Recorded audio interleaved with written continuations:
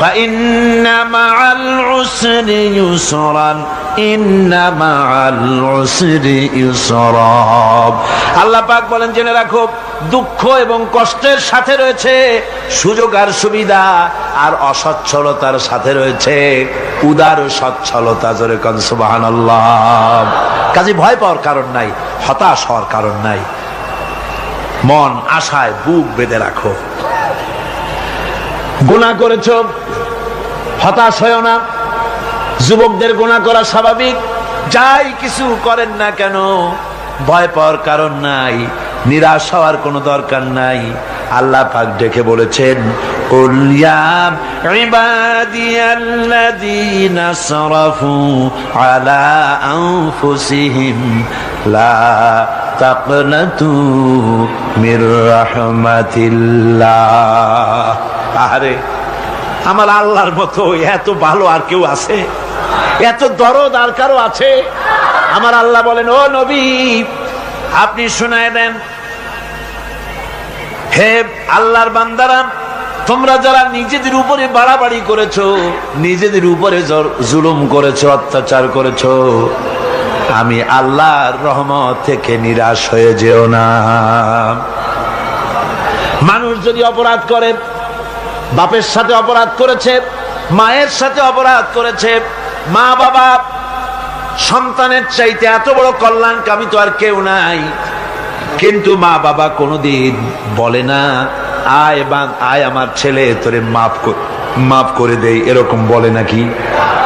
আমার আল্লাহ হচ্ছেন এমন আল্লাহ, আল্লাহ রাব্বুল আলামিন ডাকেন, এ বান্দা খুন করেছিস ফিরে আয়, জিনা করেছিস ফিরে আয়, হত্যা করেছিস ফিরে আয়, চুরি করেছিস ফিরে আয়, কুফরি করেছিস ফিরে আয়, সুদ খেয়েছিস, ঘুষ খেয়েছিস, মদ খেয়েছিস ফিরে আয়, এসে আমার দরবারে চোখের পানি ফেল, আমার দরবারে কাঁদাকাটি কর।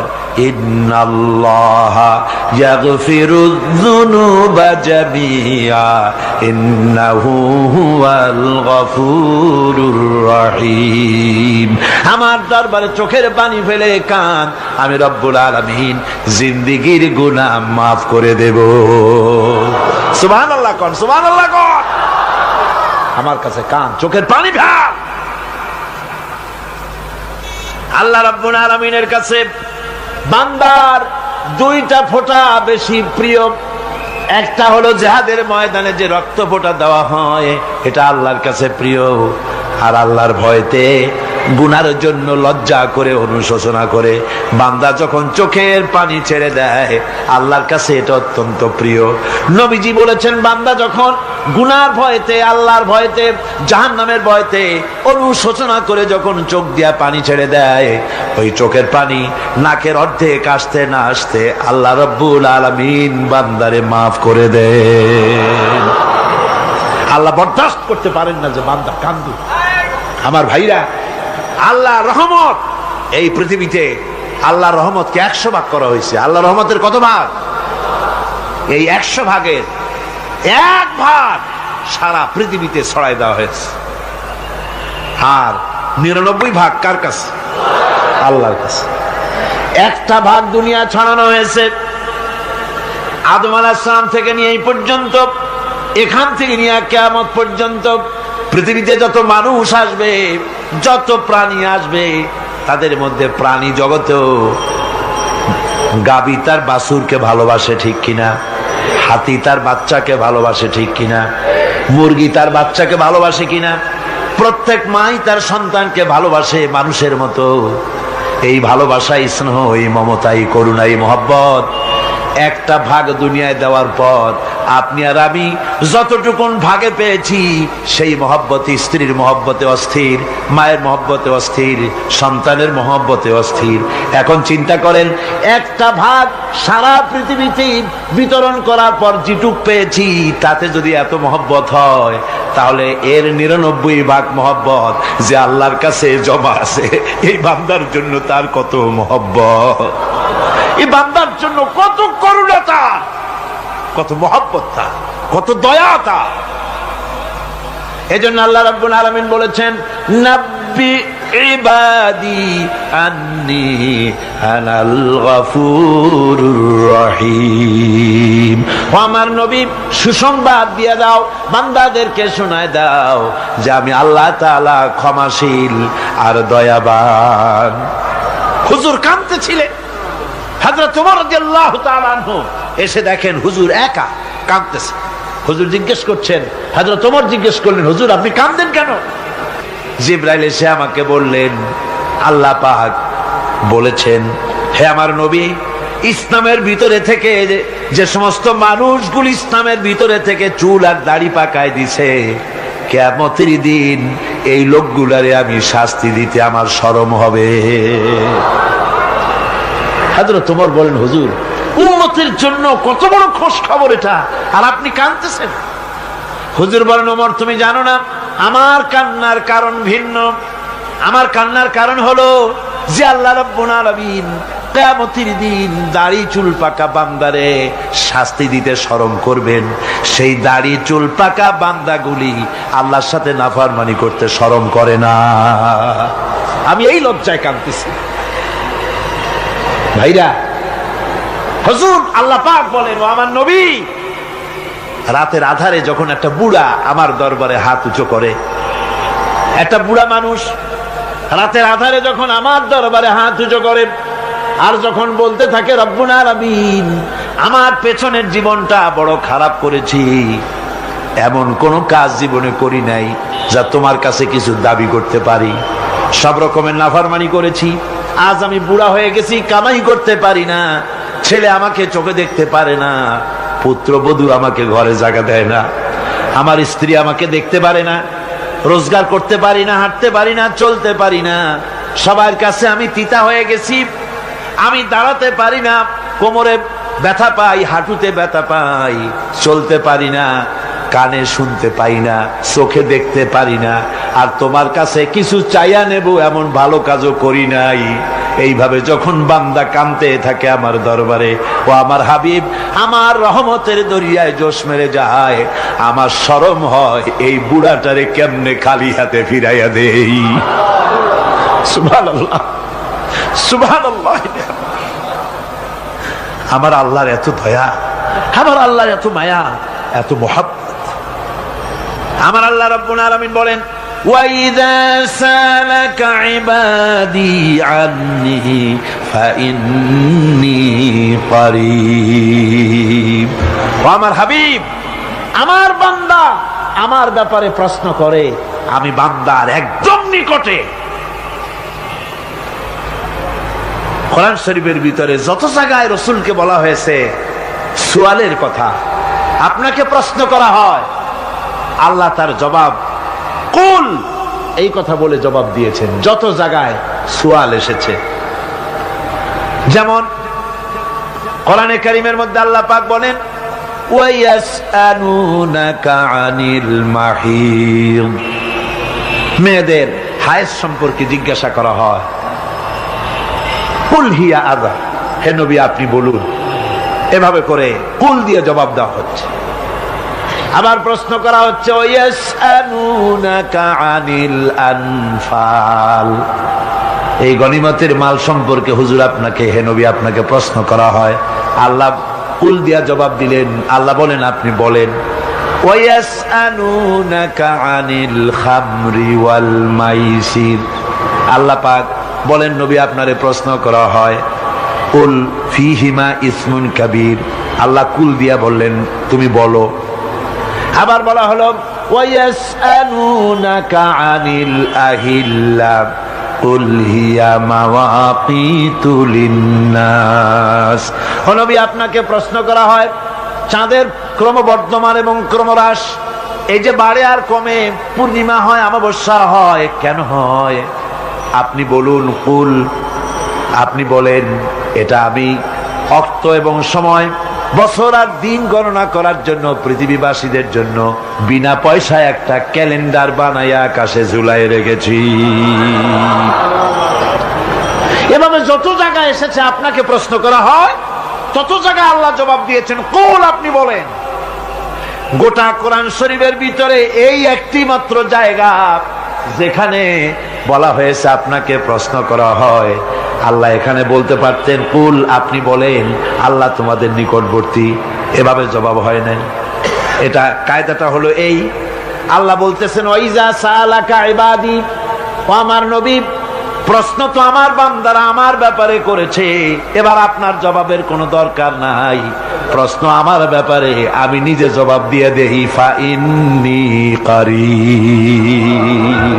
ও বান্দা আমার ব্যাপারে প্রশ্ন করেছিস, জবাব আমি দেই, আমি তোর সবচাইতে বেশি নিকটে। সুবহানাল্লাহ। কত নিকটে? وَنَحْنُ أَقْرَبُ إِلَيْهِ مِنْ حَبْلِ الْوَرِيدِ। তোর যে রগ, এই শাহরগের চাইতেও আমি তোর বেশি কাছে। সুবহানাল্লাহ। আমারে ডাক, আমারে ডাক। দিল থেকে যে কথা বেরোয় তা প্রভাব বিস্তার করে, ডানা নাই কিন্তু ওড়ার ক্ষমতা রাখে। মনের কথাই ভিন্ন, মন থেকে, দিল থেকে, কলিজা থেকে, অন্তরের গভীর কন্দর থেকে মুহাব্বতের সাথে কেউ যদি একবার বলে আল্লাহ, বলেন আল্লাহ, আল্লাহ, আল্লাহ।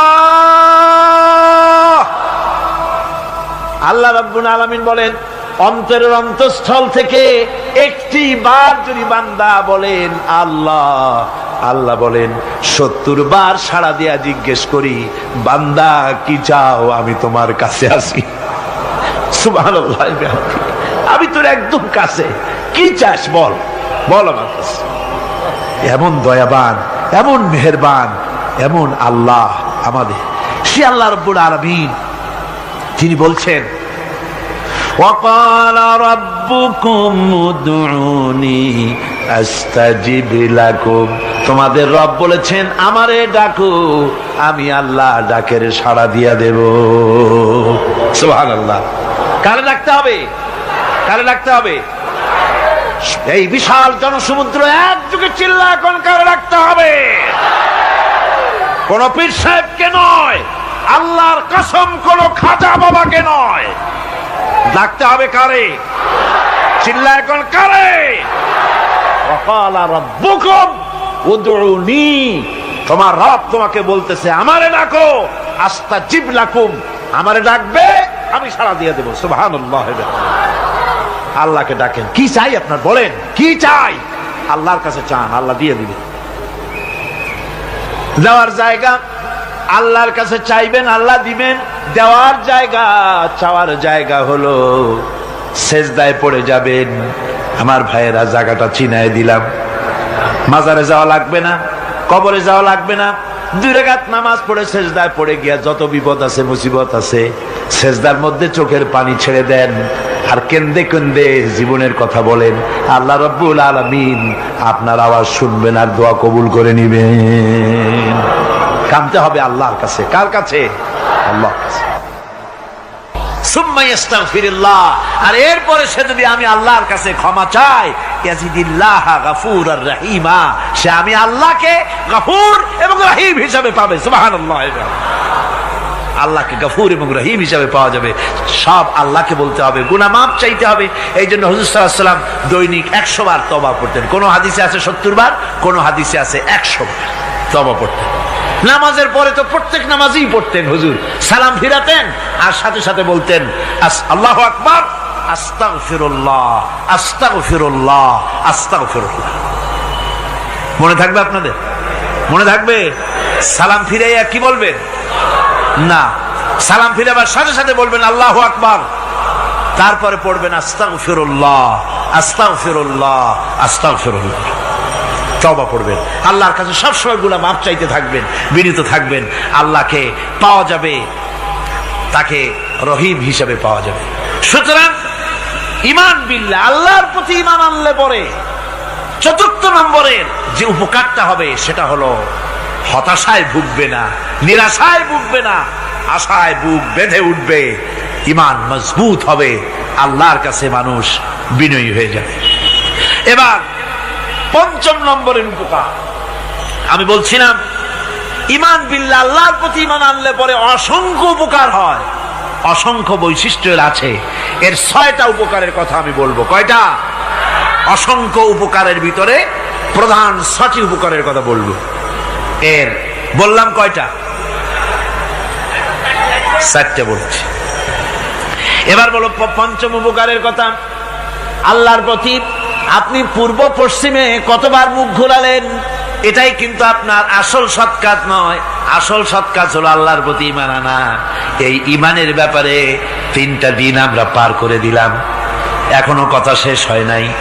আল্লাহর প্রতি ঈমান আনলে পরে যে উপকারটা হবে 5ম নম্বরে, সেটা হলো কঠোর এবং কঠিন বিপদের ভিতরে বান্দার ভিতরে অবিচলতা এবং ধৈর্যের সৃষ্টি হয়ে যাবে। আলহামদুলিল্লাহ। কঠিন বিপদ মুসিবত আসলে পরে সে অবিচল থাকবে। সারা দুনিয়ার বিপদ আপদ, শত্রুতা, দুঃখ, কষ্ট, মুসিবত, জুলুম, নির্যাতন সবকিছু পাহাড়ের মতো উঁচু হয়ে তাকে ঘিরে ফেলবে, কিন্তু তাকে এক চুলও নাড়াতে পারবে না। আলহামদুলিল্লাহ। সারা পৃথিবী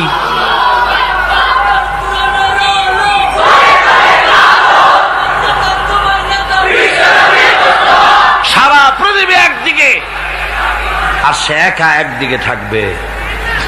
বিরোধিতা তো হবেই, বিপদ তো আসবেই। কারণ হচ্ছে আল্লাহ রাব্বুল আলামিন বলেছেন, ইউরিদুনা লিইউতফিউ নূরাল্লাহি বিআফওয়াহিহিম ওয়াল্লাহু মুতিম্মু নূরিহি ওয়ালাউ কারিহাল কাফিরুন। ওরা চায় মুখের ফু দিয়ে আমার আলোকে নিভিয়ে দেবে, কিন্তু আমি আমার আলোকে পূর্ণতা দান করব।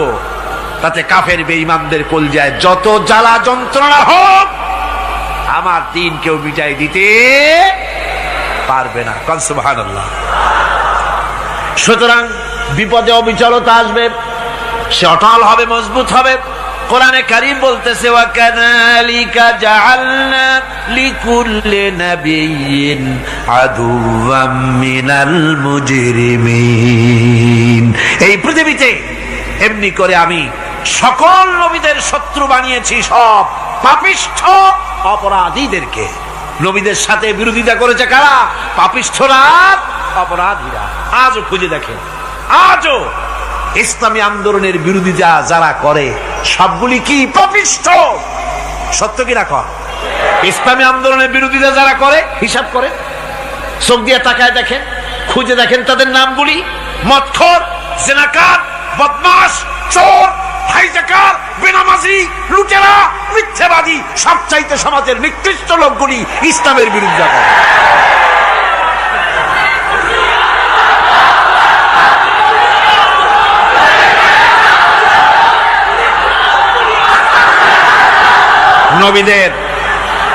নবীদের শত্রু আল্লাহ বলেন, সব যুগে নবীদের সাথে শত্রুতা করেছে পাপিষ্ঠরা।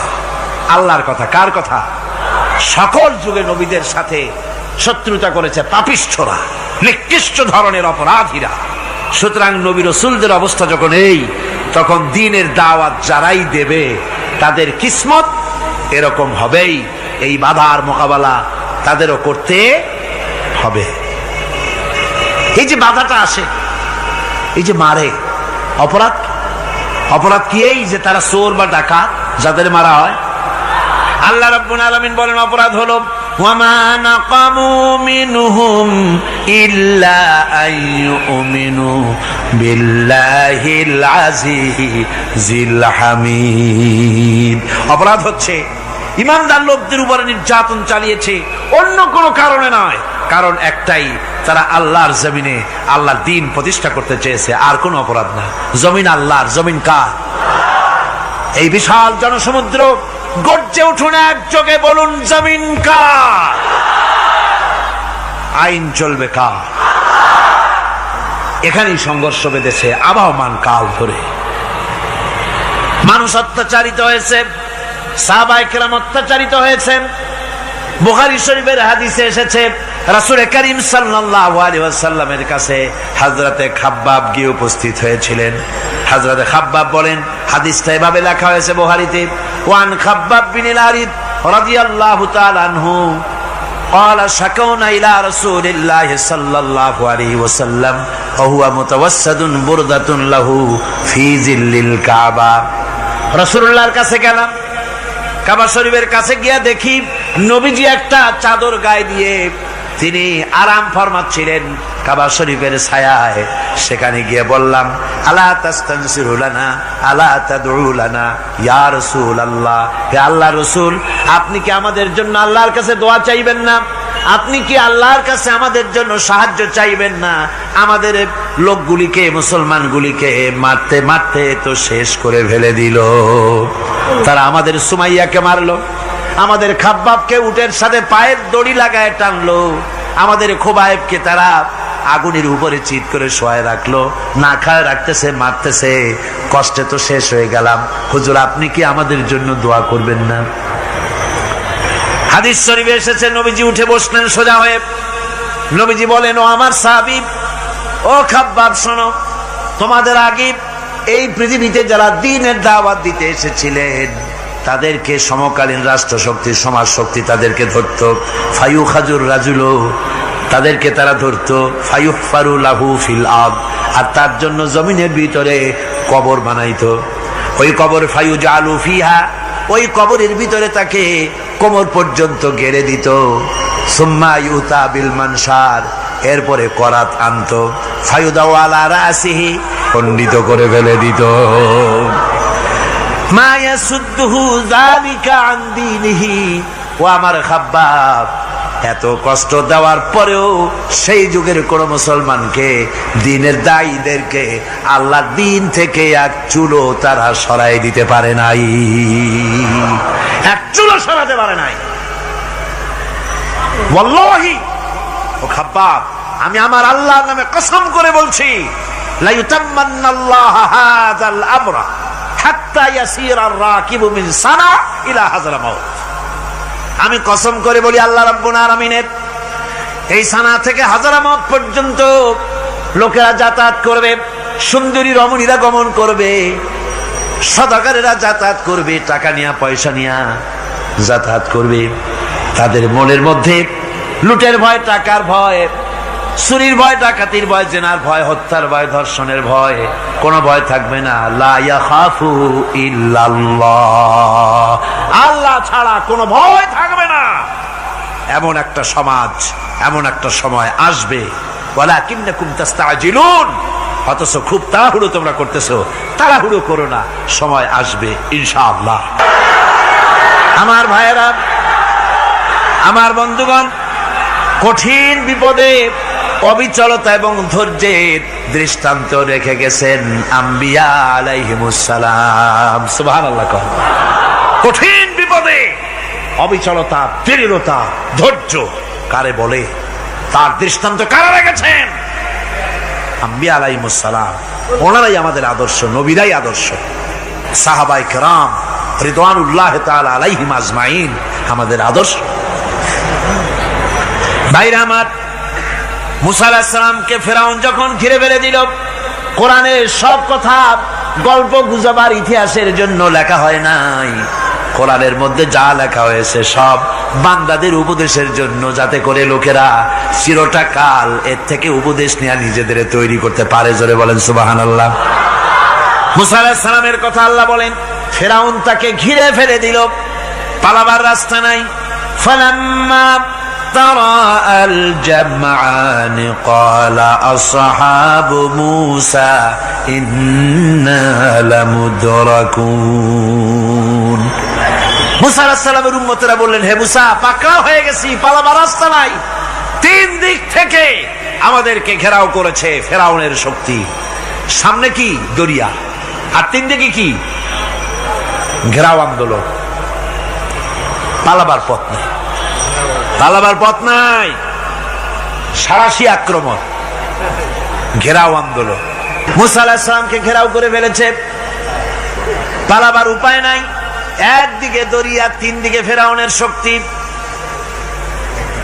এই যে ঘেরাও টেরাও, মানে নতুন তো না, ধর্মঘট নতুন না, এ পুরানা জিনিস। এই পৃথিবীতে সর্বপ্রথম ধর্মঘট কিসের উপরে হয়েছে জানেন? এই পৃথিবীর প্রথম ধর্মঘট হয়েছে পেঁয়াজ রসুন আর ডাইলের উপরে, মুসা আলাইহিস সালামের জামানায়।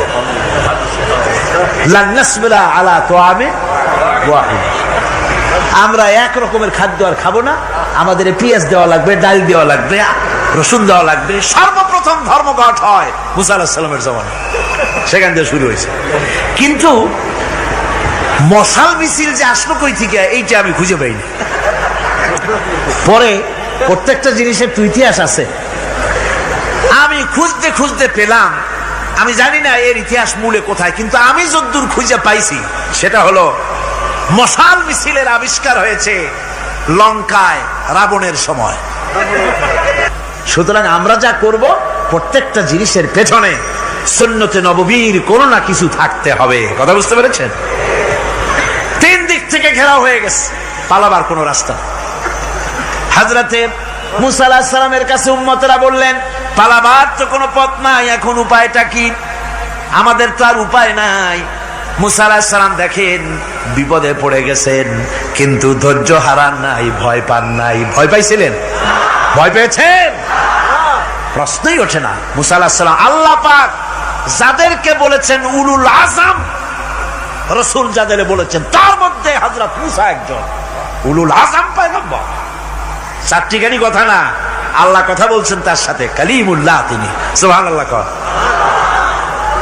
মুসা আলাইহিস সালাম শোনালেন, কাল্লা ইন্না মাইয়া রাব্বি সায়াহদিন। কখনো নয়, আমার উম্মতেরা ভয় পেও না, আমার রব অবশ্যই আমাকে পথ দেখাবে। সুবহানাল্লাহ। তিন দিক থেকে শত্রু, একদিকে দরিয়া, পালাবার কোন রাস্তা নাই। সেখানে দৃঢ়তার সাথে তিনি বলছেন, অবশ্যই আমার আল্লাহ আমারে পথ দেখাবে। সুবহানাল্লাহ। নবীরা এই দৃঢ়তা দেখিয়েছেন, অবিচলতা দেখাইছেন। আল্লাহ পাক মুসা আলাইহিস সালাম যখন এই দৃঢ়তা দেখালেন, এই অবিচলতা দেখালেন, সঙ্গে সঙ্গে জিবরাইল এসে হাজির হয়ে গেলেন। আল্লাহ পাক বলেন, ফাআওহাইনা ইলা মূসা আন আদরিব বিআসাকাল বাহরা ফানফালাকা ফাকানা কুল্লু ফিরকিন কাত্তাউদিল আযীম।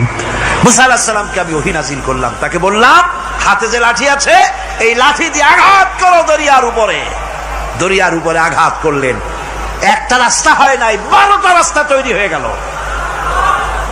আর দেওয়ালগুলা পাহাড়ের মতো উঁচা হয়ে গেল। দরিয়ার ভিতরে পাহাড়ের মতো উঁচা মজবুত 12টা রাস্তা। এবার মুসা আলাইহিস সালাম তার দলবল নিয়ে চললেন। আল্লাহ রাব্বুল আলামিন বলেন, ওয়া আনজাইনা মূসা ওয়া মান মাআহু আজমাইন। মুসা এবং তার সাথী সঙ্গীদেরকে আমি পার করে দিলাম। মুসা আলাইহিস সালাম এবং তার সাথী সঙ্গী নিয়ে যখন দরিয়ার মাঝখানে আসছে, ফেরাউন তার দলবল নিয়ে এসে গেছে। আসে দেখে নদীর মধ্যে রাস্তা। বাবা, খুব তো কায়দা। ও মনে করছে ওর বাজানের তৈরি করা ডিস্ট্রিক্ট বোর্ডের রাস্তা। ওর লোকজন নিয়ে নেমে গেছে দরিয়ার ভিতরে, ও আসছে মাঝখানে, মুসা আলাইহিস সালাম চলে গেছেন ওপার, দরিয়া পার। মাঝখানে যখন এসে গেল, আল্লাহ রাব্বুল আলামিন পানিকে অর্ডার করলেন কুন। আল্লাহর তো বটন টেপা লাগে না, মুখ দিয়া কোনো হুকুম করা লাগে না, শুধু বলেন কুন। যে ব্যাপারে কুন বলেন ফায়াকুন, সাথে সাথে হয়ে যায়। আল্লাহ বললেন কুন, আর অমনি রাস্তা বন্ধ হয়ে গেল। এবার তুফান শুরু হয়েছে নদীতে, ঢেউয়ের উপরে ঢেউ, মৌজুন কাল জিবাল, পাহাড়ের মতো উঁচু হয়ে হয়ে ঢেউ আসতেছে। দলবল ঘোড়া আর অস্ত্রপাতি যা ছিল সব মরিয়া শেষ। এবার ফেরাউন একা উপরে ওঠে আর নিচে নামে, পানি খেতে খেতে পেটের কাম সারা। জনমের খাওয়া খাইছে পানি, এখন জান যায়, বাঁচবার আর উপায় নাই, বাঁচবার আর উপায় নাই। ফেরাউন তার নিজের জীবন সম্পর্কে হতাশ হয়ে গেল। এবার ফেরাউন বলতেছে, আমানতু আন্নাহু লা ইলাহা ইল্লাল্লাযী আমানাত বিহি বানু ইসরাঈল। আমি ঈমান আনলাম